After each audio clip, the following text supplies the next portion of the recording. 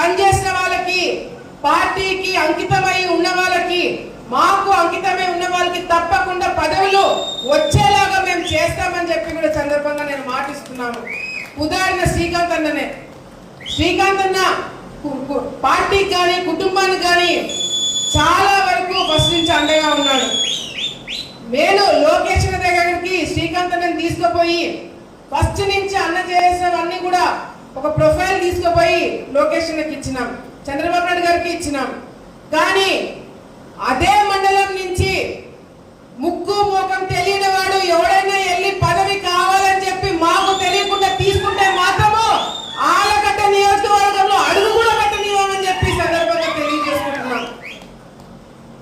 Party నుంచి మొదటి నుంచి ఉన్న వాళ్ళకి మీరు పదవులు ఇస్తే ఇవ్వండి, లేకపోతే అసలు పని చేయని వారికి పదవులు ఇస్తామంటే కూడా అది కరెక్ట్ కాదని చెప్పి పార్టీ దృష్టిలో కూడా మేము పెట్టడం జరుగుతుంది.